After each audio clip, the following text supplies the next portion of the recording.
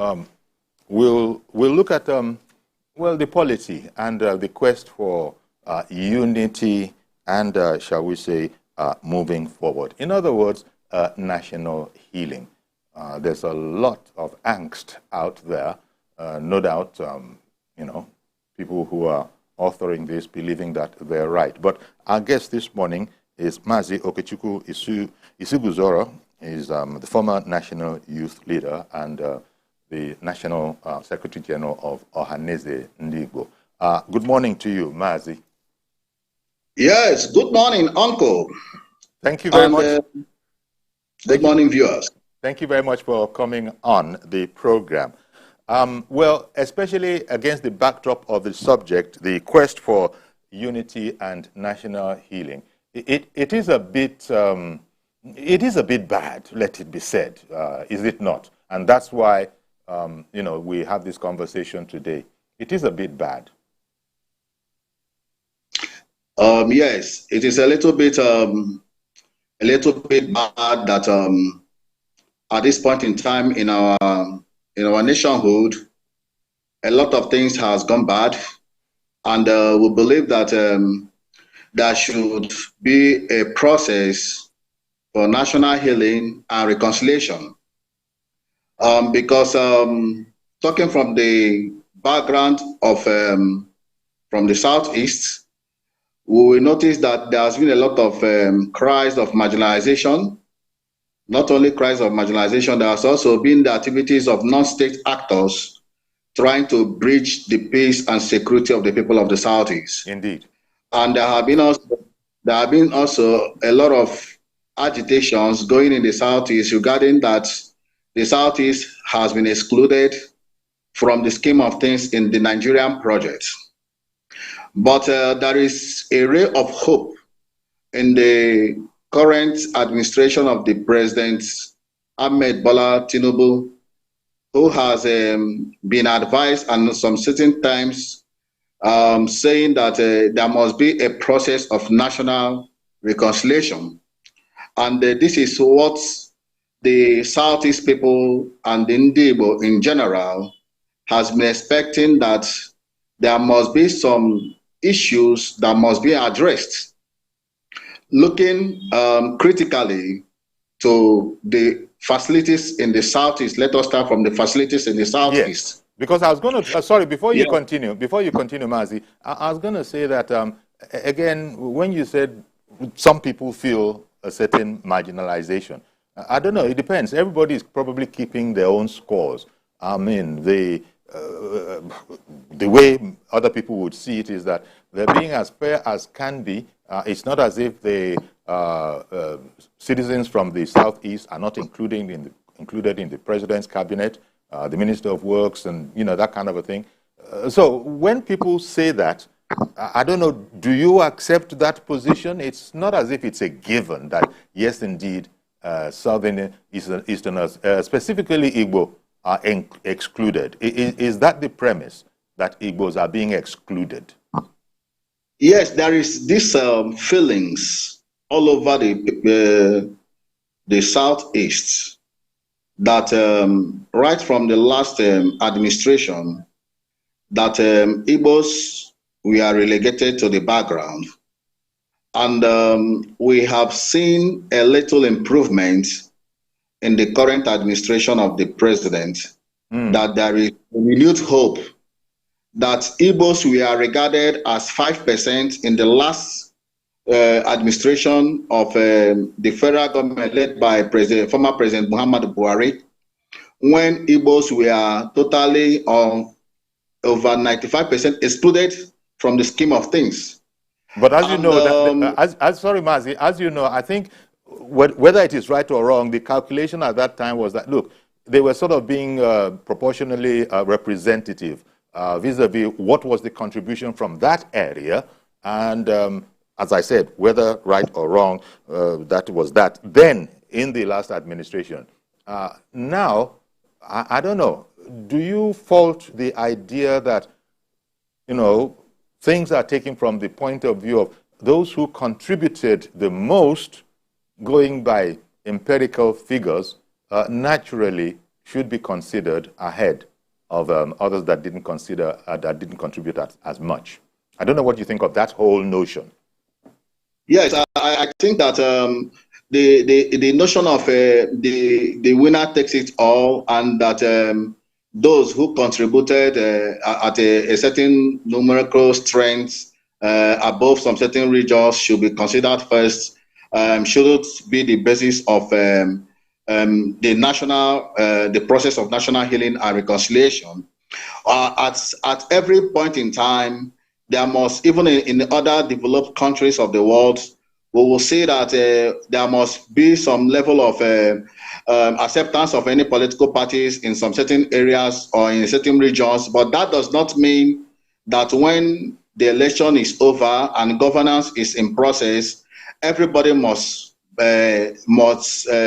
from all the geopolitical zones must be contribute to ensure that there is equity, there is a reflection of federal character, and there is also respect that the best hands must be considered from the zones to ensure that every zones are being accommodated in the scheme of things in the presence. But uncle, that is not the issue here. Okay. The issue here is that at this point in time in the life of our nationhood, we must critically look on issues that will bring peace, stability, and progress of Nigeria. And at this point in time, we must commend the President, Federal Republic of Nigeria, and the Grand Commander of Armed Forces, that the President, Commander-in-Chief, the President, Bola Ahmed Tinubu, contrary to expectations, has surprised a lot of Nigerians. And this is where it becomes very pertinent that Ndi Igbo and the people of the Southeast must ensure that what is most important at this point in time is not about appointments. What is important about us at this point in time is the level of infrastructure development in our zone. Uncle, I must tell you the fact that the first time since 1999, Ndi Igbo are having a hope that there's going to be an infrastructure development in the Southeast. Regarding the issue of what we have seen on the ground, that President Bola Ahmed Tinubu appointed for the first time a civil engineer in the capacity of the Minister of Wars, Senator Engineer Dave Umahi, yes, who has rekindled a bite and a light of hope for the people of Nigeria. Because at this point in time, let me be honest with you, Nigerians, especially the people of the Southeast, are suffering a lot regarding the federal highways in the Southeast. We have seen a lot of roads built within 6 months will collapse because of the contractors. We have found out that the contractors from the Southeast are not doing a good job. Most of them are doing a lot of shadow job.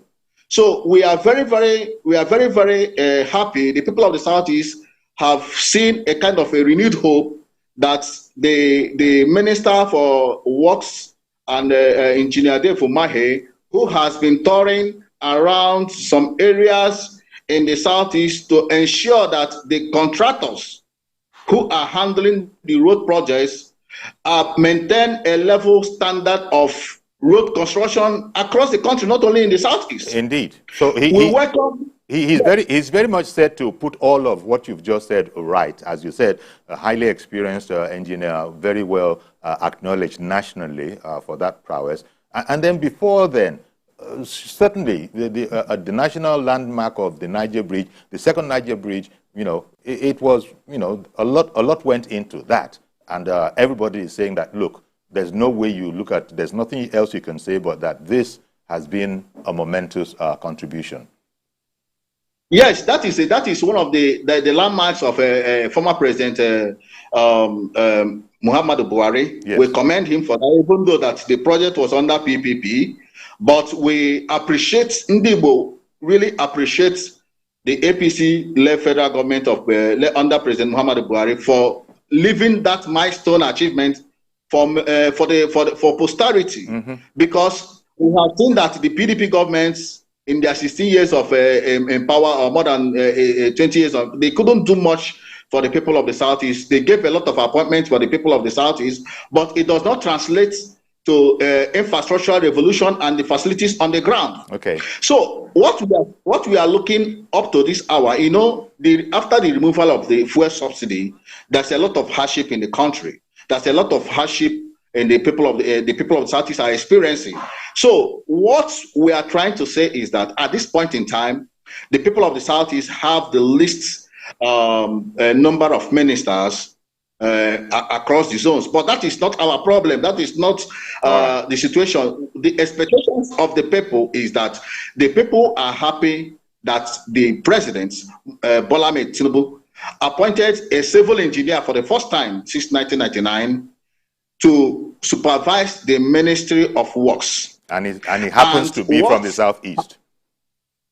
Yes, that it happens to be from the Southeast. And we want to use this opportunity, but wants to use this opportunity and to thank Mr. President for the quality of ministers that are appointed across the Southeast, especially giving us the Ministry of Works to be supervised by a highly experienced, skilled civil engineer who has shown capacity, and also who has shown that the kind of work, because I want to make a serious point here. Okay, because I wonder if, because I don't want to interrupt you, maybe I can go on a break and then quickly come back and then we'll pick it up from there.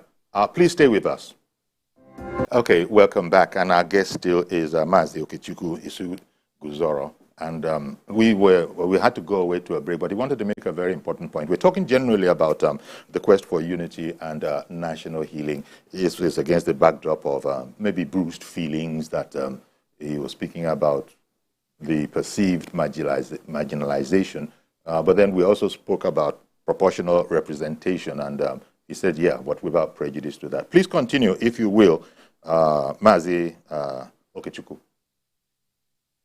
Yes, that is, thank you, Uncle, and thank you for giving me this rare opportunity. So what I'm trying to say, in essence, is that the need for the federal government to have a level of federal presence in the Southeast and the rehabilitation, especially in infrastructure development of the Southeast. And I want to put it on the record that the expectations of the people of the Southeast at this point in time is that we must have a quality road network. Okay. Most of our federal highways are death traps.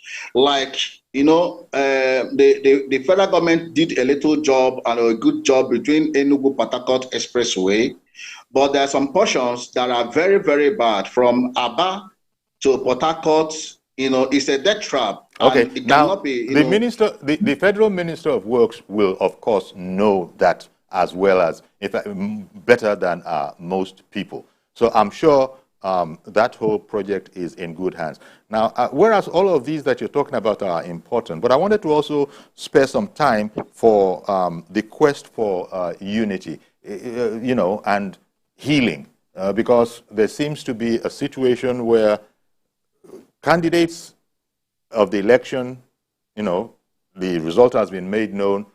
The situation, the level of relationship between them is still such that it doesn't really allow, it does not appear to me, for a sort of rapprochement and reconciliation. What can you say about that?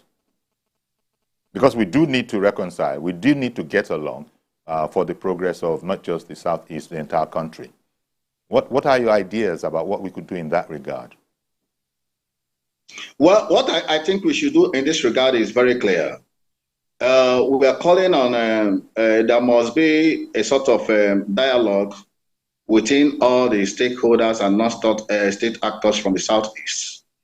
And because most of these boys who are agitating for another state, called Biafra, needs to be talked to. We have the level of insecurity in the Southeast at this point in time. Kudos to the Southeast governors who have done a good job to restore normalcy and to end the disastrous hit at home that have been crippling the economy of the people of the Southeast. Okay. But more is expected to be done on the side of the federal government. What the expectation we keep on hammering is that at this point in time, The federal government must engage the non-state actors through Ohaneze Igbo and through the Southeast governors, and also some Igbo prominent people in APC, which their ringleader is His Excellency Engineer Dave Umahi, who happens to be a strong cabinet and a believer of Asuwaju presidency. Oh, okay. So at this point, I beg your pardon. We've almost run out of time, but I just wanted to get this statement from you about where you feel there is hope for progress. And this is, you've said this, if I paraphrase you correctly, you think there should be much more engagement, perhaps, not from leaders of Ohaneze Igbo and indeed of the Southeast with the federal authorities towards what you've just been saying. Did I sort of, is that really it? A more vigorous engagement. And also, if possible, to grant presidential pardon to all those who are freedom fighters in all the detention across the country, including the leader of IPOB, Mazi Nnamdi Kanu. Okay, then. This will bring designed hope. But before I leave, I want to make a point, and I want to very briefly, please. Just very briefly. Yes. Based on the infrastructure development in the Southeast, Ohaneze Igbo is begging President Bola Ahmed Tinubu to look into and release funds for the Ministry of Works to ensure that the roads in the Southeast will be done with, will go a long way to sustain his legacies projects, and also to ensure that the people of the Southeast enjoy a good road network through cement technology. All right, then. We're going to have to leave it there. Mazi, thank you very much, Uncle. You're very welcome, sir. Thank you very much, Mazi Okechukwu Isuguzoro, former National Youth Leader and currently Ohaneze Secretary General.